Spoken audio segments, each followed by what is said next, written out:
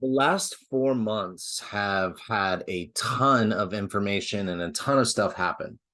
And the big question is like, what's the most important thing?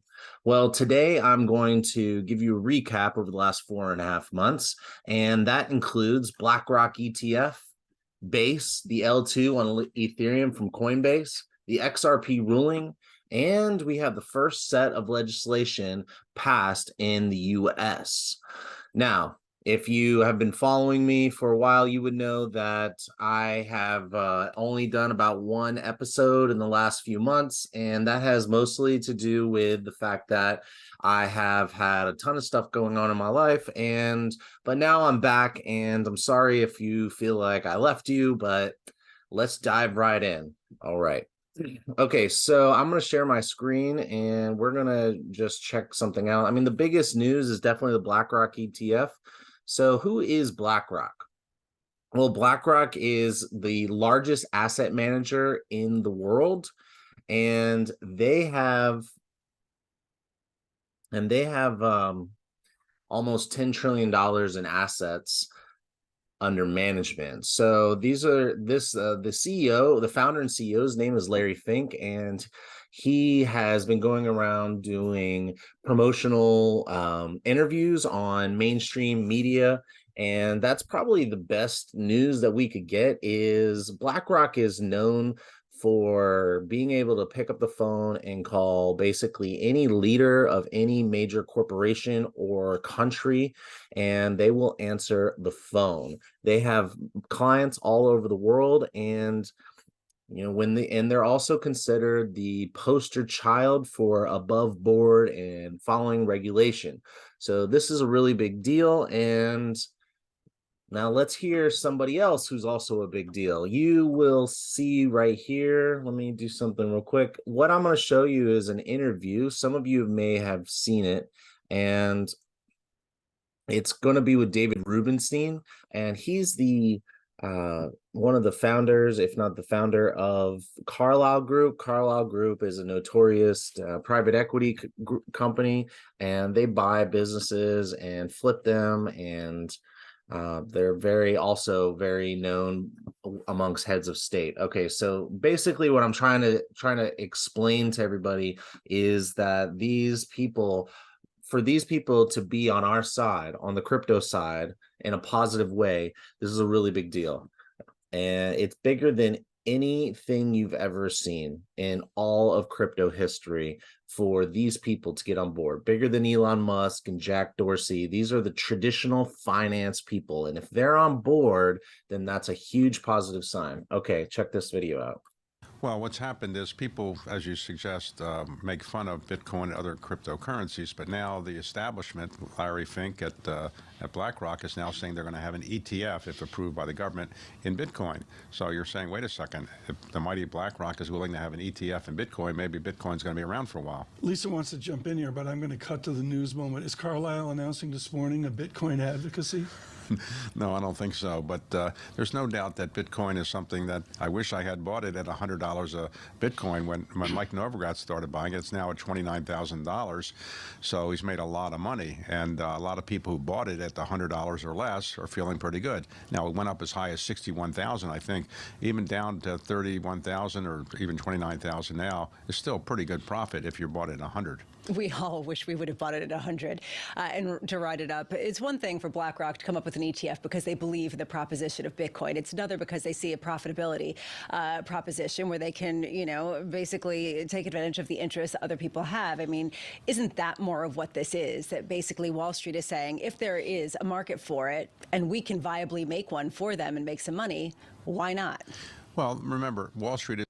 Okay, just so real quick, what she's saying is that there's a lot of people that if you have any conversations with anybody about crypto or Bitcoin, and you talk about how TradFi is getting into crypto, they want to always say, oh, they're just in it to like make money off of you because they make money off of management fees and transactions. Like they don't actually believe in crypto or the value proposition or the thesis of Bitcoin being a store of value or a currency that transcends all currencies, something that is considered the people's money. Now, so that's what she's saying. She's saying, hey, look, do they really actually care about Bitcoin? Or are they just like, hey, there's people out there, so we'll make some money off of it? So listen to what he says. It is in business to make money, and this is something they can probably make money of. Go back for a second. Wall Street is in business to make money, and this is something they can probably make money of. You have to remember, the United States government has been somewhat skeptical of it. I think Democrats in the Congress, and particularly the people regulating the SEC, are skeptical of Bitcoin and other cryptocurrencies. But outside the United States, there's a lot of interest in it. I think FTX really hurt when it went bankrupt, and it hurt the crypto industry. But a lot of people around the world want to be able to trade in a currency that their government can't know what they have, and they want to be able to move it around, rightly or wrongly. And so I don't think Bitcoin is going away. I think the Republicans on Capitol Hill have been pretty supportive of it.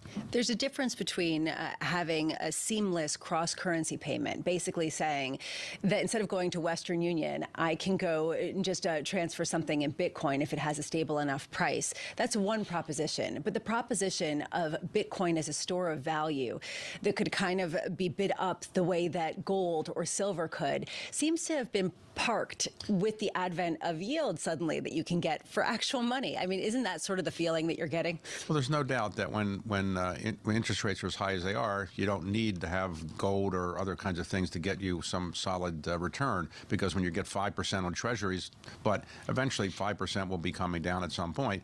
I don't think Bitcoin or cryptocurrencies that are the better ones, the better known ones, Bitcoin and so a number of others, are going to go away. There's enormous interest around the world in being able to have something you can transfer without the government knowing about it and keep it private. And, you know, you can say people shouldn't do that, but that's not going to stop people from doing it. Mr. Novogratz on Mr. Gensler. What did he say about the efforts of our chairman of the Securities and Exchange Commission? Well, Gary Gensler, who's the chairman of the SEC, is not a big fan of cryptocurrencies. I think that's fair to say.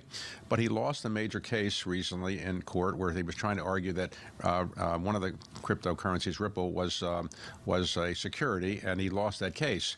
So I think the SEC has not been able to convince at least the government yet, or at least the courts, that cryptocurrency is such a dangerous thing. And I remember a lot of people in the government now are thinking that Gary Gensler won't be the chairman of the SEC forever. Forever wanted to go. I mean, these guys just wait him out, right? I think that's a strategy that's very popular in Washington, waiting out regulators you don't like. Okay. So what is he saying here? Okay, so just remember, yes, I have not been around for 4.5 months for you all, but I have been consuming the information, and I will say that literally the most important thing that has happened. Hey guys, welcome to Forward. We're a new type of doctor's office that's providing preventative primary Advertisements. Okay, so literally the biggest thing that's happened in crypto was BlackRock filed for an ETF.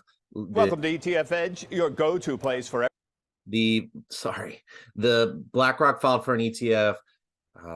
Larry Fink, their founder and CEO, went around like a promoter boy, sounding like on Squawk Box and Fox Business and other mainstream medias, sounding like I do, or any of the other crypto YouTubers do out there, to talk about Bitcoin. He literally was using the same language that we talk. So that is literally the best news that we could have asked for. And then you had and then you have somebody like David Rubenstein coming out and also supporting it. And he has a running show called the David Rubenstein Show on Bloomberg. So this is a very public figure and a very influential person in TradFi, saying he thinks it's here to stay and it's not going anywhere. And hey, and in worst case scenario, we'll wait out the regulators, but hey, it doesn't matter what these people at the SEC are currently doing. I mean, it does matter in my opinion, because I'm trying to get this thing going. I don't know about you. Anyway, so now we have something else that's happened. I would say maybe not quite as there's a lawsuit, and if you all have been following me or crypto industry at all, there's the XRP lawsuit, and so it's called Ripple Labs versus the SEC. And the Ripple Labs versus the SEC, they came out. This is an article. All you have to do is type in Ripple Labs versus SEC, and you could literally pick, like I did, the first one that comes up. I mean, this is how big of a news story this is. But, here you go. This is an article in Reuters that says Ripple Labs notches landmark win in SEC case over XRP cryptocurrency. And so this has been going on for 2.5, 3 years. And the SEC wants to say that everything in crypto is an SEC, everything except for Bitcoin. They say there are others, but they won't tell us what they are. They won't tell us how they determine that Bitcoin is a security. They won't give any guidance to the industry. So they just keep taking us to court. Well, Ripple Labs decided to fight it because they had the deep pockets to do it. There's a lot of other companies that didn't want to fight, so they just settle, which is not good for the industry, but some people just can't afford to take on the SEC. Remember, the SEC, when they sue, they have lawyers that are on salary, so they're not worried about how much it's going to cost them like a private company will. So anyway, XRP is the token that is run by Ripple Labs, and they beat the SEC, and all the XRP that you and I have bought are not considered securities as of right now. Now, of course, they have appealed that decision, and we will stay up to date. And by the way, I will be here from now on every Monday moving forward. Okay, so the next piece of news is Coinbase. Coinbase brings out this thing called, they call it Base. It's a layer 2 blockchain, and it's connected to Ethereum, and it does not have a coin. So you're like, oh, well, why do I care? Well, I'm not here to try to get you to invest in crypto. I'm here to inform you about what is going on in the crypto world. Well, in the crypto world, we need mass adoption. The only way to get mass adoption is to develop utility. So Coinbase has created their own blockchain. They decided not to have a coin. This way they don't have to deal with the SEC, but they can still charge fees. I will be doing a deeper dive into this, and I'll be bringing you a video on Base because I want to know more, and I'm like curious, like, how do they make money? What are the fees paid in if there's no coin? And what is the security? What's the likelihood of manipulation, considering this is a private blockchain? But just to let you know, I have a couple of things here, and it says that, let's see, since bridging over to the new optimism-based offering was made available, total value bridged to the rollup now exceeds 124 million. So basically, the optimism is an L2 on Ethereum, and that's what they're using. So what does that mean?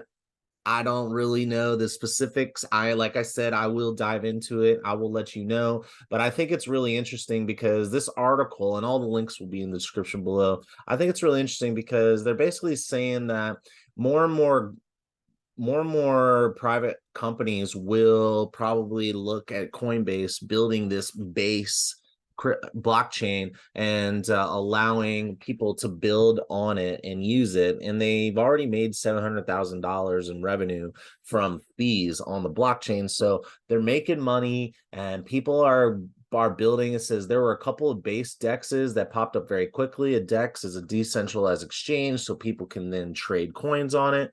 So this is a really exciting thing because this shows institutional ability to bring people on into cryptocurrency that were not on it. So that is a very exciting thing in my opinion. All right, so now the last and maybe some very exciting news. Like this one caught me off by surprise. This is more recent, and we finally had crypto bill pass congressional committee in victory for industry. And that's an article from Reuters, and it's by Hannah Long, and this was the end of July, so a few weeks ago. I'm just going to read a couple things from here. It says a key congressional committee on Wednesday, which was July 26th that week, on Wednesday advanced a bipartisan bill that aims to develop regulatory framework for cryptocurrencies, a milestone for Capitol Hill in its efforts to codify federal oversight for the digital asset industry. This is huge, so huge. Like all these other countries have started adopting crypto regulation and giving investors and entrepreneurs the rules of the road so that they are more inclined to build there than they are in the US, where they're afraid that they might get sued by the SEC. This says the bill passed by the House Financial Services Committee would define when a cryptocurrency is a security or a commodity. Wow. Or the SEC could just tell us, but hey, that's what it takes. We need Congress to act. And it expands this Community Futures Trading Commission, or CFTC's, oversight of the crypto industry while clarifying the SEC's jurisdiction, as many crypto advocates complain of the agency's perceived overreach. A handful of Democrats, including Representatives Jimmy Hims and Richie Torres, joined committee Republicans in voting for the bill. The House Agriculture Committee is scheduled for the same bill the next day. So that already happened. And it says, as other jurisdictions like the UK, the EU, Singapore, and Australia have moved forward with clear regulatory frameworks for digital assets, the United States is at risk of falling behind. And so then I have this other because I was like, oh, wait a minute, what happened in the House Agriculture Committee? So this says that this is a CoinDesk article called Crypto Bill Advances Out of House Agriculture Committee by Nicholas D. And it says the vote means both the House Financial Services and Agriculture Committee have endorsed the legislation, which aims to create federal rules for crypto. Here you go. It says the House Agriculture Committee advanced the Financial Innovation Technology for the 21st Century Act a day after the House Financial Services Committee did.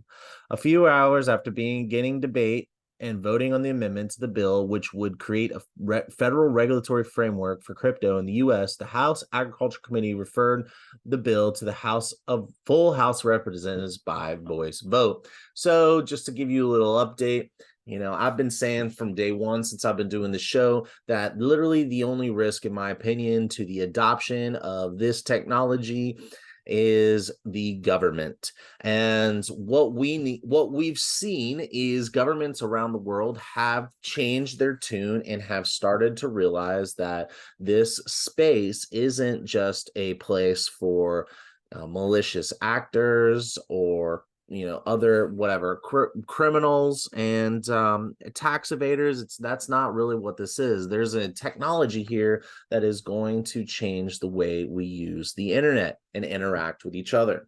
So now we finally have in the US, which has the world's largest capital markets, we finally have something that's going to the floor. Now, the process for getting a bill passed is it goes to committee, it went to a second committee, they get marked up, and then they go to get debated on the full House. And then if the House passes it, it goes to the Senate. And then if the Senate passes it, which is going to be very challenging because it's democratically held, and the Democrats seem to be more hostile towards crypto than anyone else. So we'll see about that. But if it passes, then it goes to the president for signing. So we'll keep our fingers crossed, and I will stay on top of this. Plan on tuning back in every Monday for your news and updates and some deep dives. Like I said, I'm going to dive into the Coinbase base. I'll probably do that next week unless there's some sort of breaking news. Otherwise, have a good day and hodl on.